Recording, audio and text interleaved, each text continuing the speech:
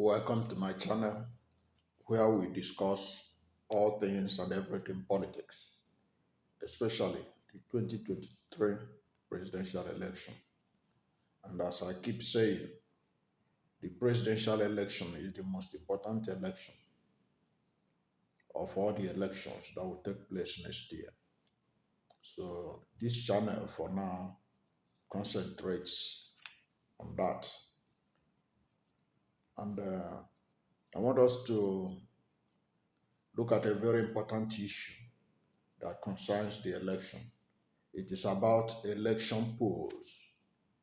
In the month of September, about 4 or 5 major opinion polls came out. About two of them were local polls. Then 2 were international polls. And as many of you who are currently aware, out of the 4 polls that came out, both local and international, 4 of them tipped the presidential candidate of Labour Party, Mr. Peter Obi, that he is going to win the 2023 presidential election. And that if the election were to be held now, he will win. One of them tipped Asiwaju Bola Ahmed Tinubu. And the one that tipped Asiwaju Bola Ahmed Tinubu is one of the 2 international polls that was done by international media organizations. The one that was done by the Economist of London, say that Asiwaju Bola Ahmed Tinubu will win, while the one that was done by Bloomberg of United States projected wide margin win for Peter Obi. But the one that was the one that attracted criticisms much is the one by Anapol with NOI, which gave Peter Obi 21% lead over his contemporaries, and in which the presidential candidate of PDP, Alhaji Atiku Abubakar, and the presidential candidate of APC, Asiwaju Bola Ahmed Tinubu, they were tied in 13% of the votes, while Peter Obi had 21% of the vote. Now, the one that we're going to talk about today is the international one. The Economist that gave victory to Asiwaju Bola Ahmed Tinubu, and the Bloomberg of United States that gave victory to Peter Obi of Labour Party. I'm particularly interested in these two because while the supporters of Asiwaju Bola Ahmed Tinubu accepted wholeheartedly the one done by the Economist, they have been critical of the one that gave Peter Obi victory by Bloomberg. Now, this video I want to show you that the one done by Bloomberg and all the other polls are even more credible than the one done by the Economist. And I will put several links under this video so that you can go and verify the inconsistency of the Economist poll. And I will prove it here. But let us go ahead. And before I go ahead, if you are new to my channel and you have not yet subscribed to my channel, please subscribe to my channel. Hit the subscription button. Hit the notification bell. When you subscribe to my channel, anytime I have a new video, you'll be among the first to know. Thank you and God bless you. Now, many of us that used to watch TVC is a television station owned by Asiwaju Bola Ahmed Tinubu. There's a program they have there called uh, Journalist Hangout. And the star of that program is Babajide Otitoju. And he's a vastly knowledgeable analyst. Now, he was the person that they put forward to criticize the victory or the projection of Peter Obi victory by the Bloomberg of United States. And that is what I want us to look at that particular issue, the way the Babajide approach it, the way he tries to take Bloomberg to cleaners, but he failed, and I will show you how he failed in the process. Now, he was standing logic on his head when he was analyzing the Bloomberg, because what they did was to try to diminish the Bloomberg, while they did nothing about the Economist. So, as I said, I will take my time and demystify the Economist so that you'll be able to know that it doesn't even worth much compared to the Bloomberg in this issue of political pooling. Now, first of all, Babajide disputed the Bloomberg by questioning the data and then questioning the spread. He took issues with the fact that Bloomberg pull those who have who are using Android phones, and say that Android phones are not widespread in Nigeria. Of course, if you read that Bloomberg, they did say that Nigeria is known to have over 40% Android phone usage. And they cited the authority that gave that data. But so Babajide now capitalized on it, said that in many villages, those who vote in election in Nigeria are villagers. Many of them don't have phone, and that many of them are poor. They don't even have electricity. They don't even have. So these are the major people that vote. That many of those who are in the urban centers that have Android phones, they don't even vote. And he said that the Americans don't understand the peculiarities of Nigerian election, and that Nigerian election is being determined by ethnicity and by religion. Now, this is the same Babajide that used to defend Asiwaju Bola Ahmed Tinubu's Muslim ticket, saying that religion does not matter. Now, in his analysis of Bloomberg poll, he now begins to tell us that religion plays ethnicity plays major role in the outcome of elections in Nigeria. It determines where you will win, the geography of the area you will win. So based on that, Bloomberg got it wrong. Then he questioned the data that was used, that the data was not as widespread as it's supposed to be. So he now used that to try to bring down the impact and importance of the Bloomberg poll. But there's something he forgot.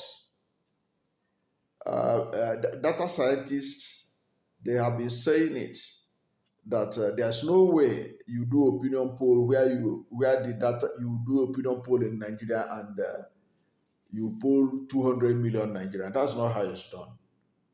In statistical analysis, in research, it's always samples of population that are taken. So the idea of always criticizing the size of the data, that of the survey, as an indication of failure of such survey is wrong. Because there's, when you talk about, anybody who has done elementary statistics know that you cannot do sampling. You cannot uh, do a poll or a research on a community without, by interviewing the whole community. You have to take sample. That is how it is done all over the world. So it's always a sample that is taken. So that's why he's getting it wrong. I don't know whether how many people he wants to be interviewed in a poll before he'll be convinced that the data or the survey spread. And the survey by Bloomberg made it clear. They interviewed people from all the 6 geopolitical zones, and they make sure that they fall into all the stratas of Nigeria in terms of age, in terms of gender, and all that. Especially those who have made up their mind to vote and those who are still to make up their mind to vote. But all the people they interviewed were those who are registered and who have their PVCs. So Babajide got it wrong. So his idea that Bloomberg didn't take into consideration the peculiarity of Nigeria before arriving at this conclusion is a lie. Bloomberg took care of that. Anybody who cares can go and read details of it. I've done a video before where I put the link of Bloomberg, that Bloomberg report, which I got directly from their site. And anybody who is in doubt should go and read it. And they were very emphatic about it. They interviewed Nigerians across all the geopolitical zones. And at the end of the day, they asked them simple question. If you are ready to vote, are you ready to vote? And those who said yes were 92% of those who said yes. 72% of them said they will vote for Peter Obi if the election is to be held now. Okay? So that is what it was.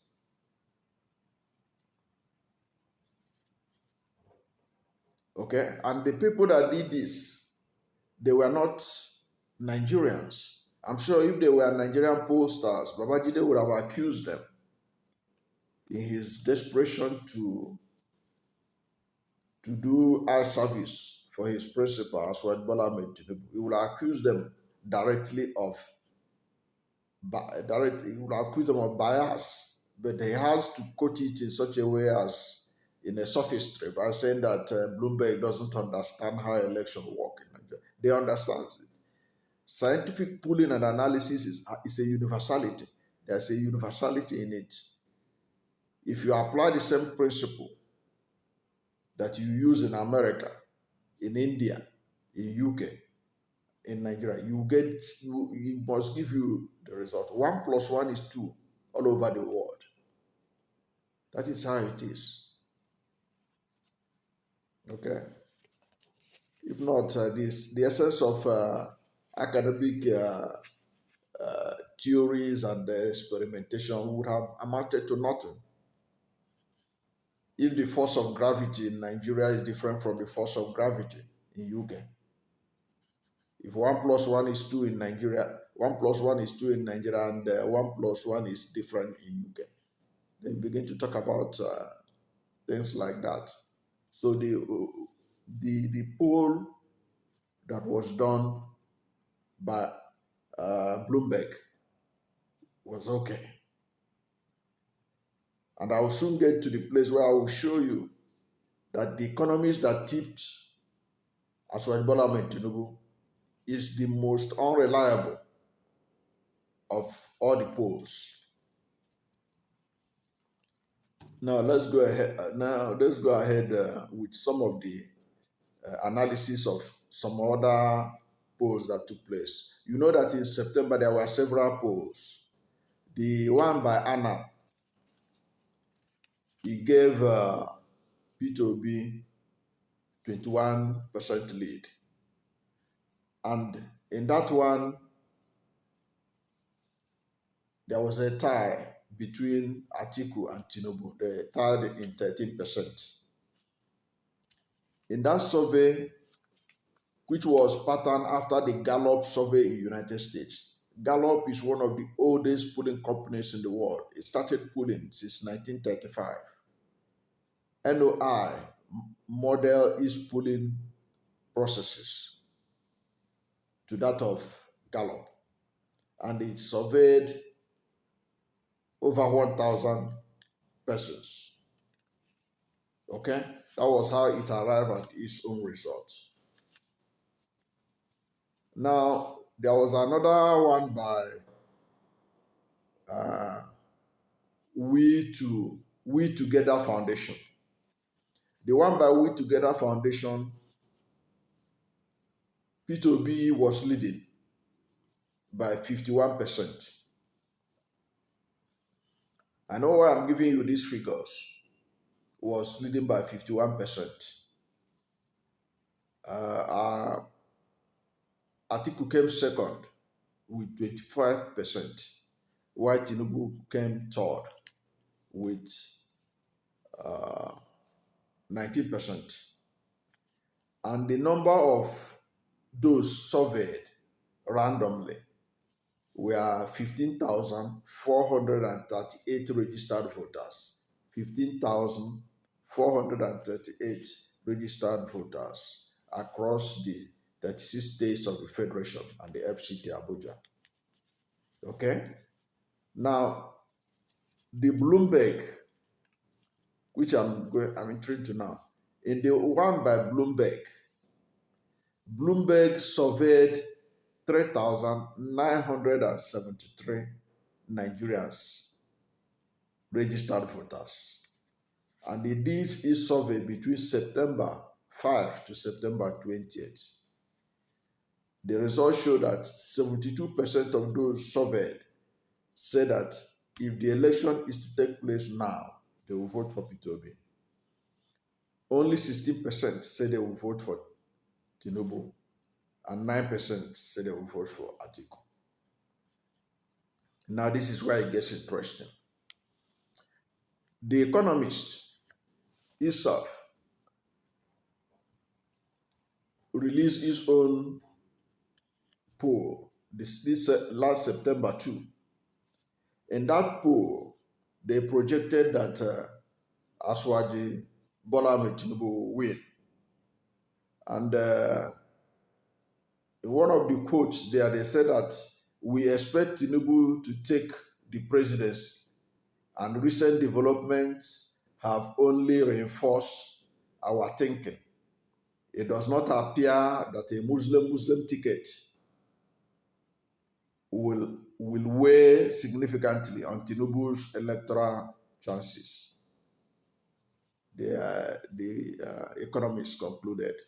So what they are saying there is that from their own research,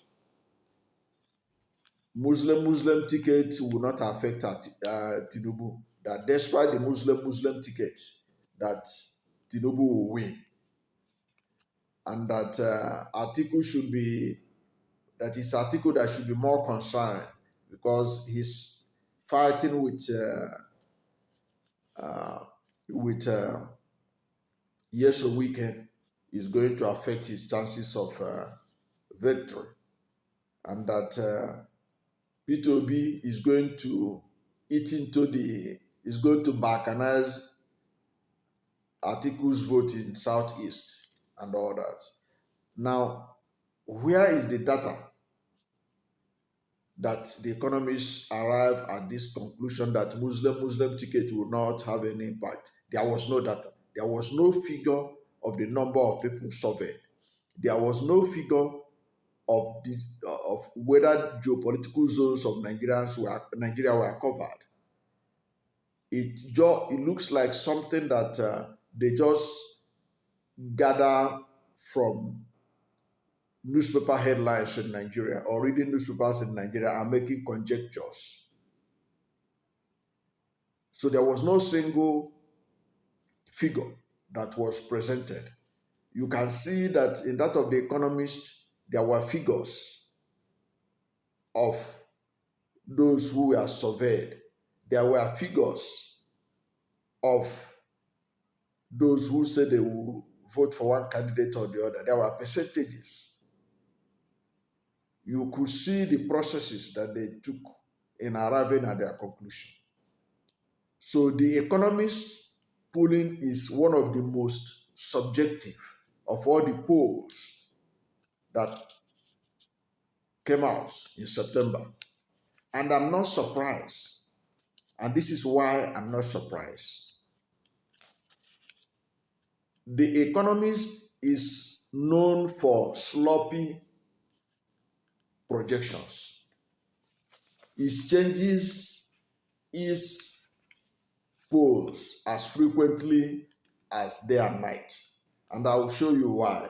And I will try to put the links to some of the bungling of polls by the Economist so that you can go and verify it. So that when next they start to talk about Economist projection of Tinubu, you can make reference to that to shut them up, because the Economist polling is not reliable. It's based on conjectures, basically by reading newspapers in Nigeria and then trying to arrive as a subjective conclusion. Because when we're talking about polling, we're not talking about political analysis. We're talking about conclusions based on information, based on data, particularly. Now, this is evidence. Let me provide for you proof that Economist is not reliable. And I will put the link. I will try as much as possible to put the link under this video so that you can go and verify it. In October 2018, the Economist of London predicted that President Muhammad Buhari will lose the 2029 presidential election. That is, take note of this. In October 2018, it predicted that President Buhari is going to lose. Now, let me also tell you, before I go further, that same year, as election was approaching, ANAP and NOI did opinion poll that showed that Buhari will win. Now, let's get back to the Economist. The Economist predicted in October 2018 that Buhari will lose the election. 2 months later, in December 2018, the same year, the same Economist turned around to predict that Buhari will win. Are you getting it? 2 months later, he came up without any data to show the public on Nigerians on how it arrived at this conclusion. He said, now it is Buhari that will win. Again, in February 2019, as the election was about to take place, the same economist yet again predicted that Atiku will win the presidential election. Now, at the end of the day, Atiku lost that election. The economist prediction amounted to nothing because of his own inconsistency. So he cannot even take any credit, because the article they finally projected again that he will win lost. But you can see the number of changes, reports they made between 2018 and 2019. They identified different candidates that will win the 2019 election. So their projection of Tinubu in 2023 that he will be the one to win is the most subjective of all the opinion polls so far about the 2023 presidential election. That should have been of much concern to Babajide and the Tinubu group, that to be cracking their head and trying to deceive Nigerians or trying to make Nigerians to disregard the poll that was done by Bloomberg. Because the Bloomberg research or survey was much more credible than that of the Economist, because the Economist was so watery that we didn't know the number of those that was surveyed to arrive at the conclusion that they arrived at. So you can say in summary that the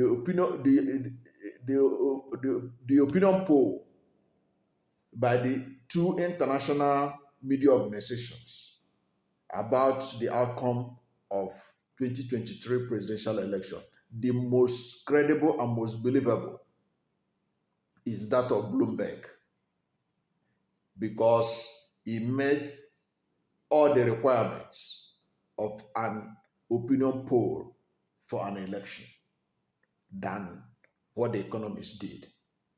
And also, the Economist's record of inconsistency in their projections shows that Tinubu's people should not be too excited that they were projected by this organization that they are going to win despite the Muslim ticket. In fact, the Muslim ticket has teared apart APC, and it is going to have serious impact in this election. So it is not true what the economists say that the Muslim ticket will not affect Tinubu. It will affect him, both in the Southwest and nationwide. So thank you for watching this video. And if you have not yet subscribed to my channel, please subscribe to my channel. Hit the subscription button, hit the notification bell. When you subscribe to my channel, anytime I have a new video, you will be among the first to know. God bless you.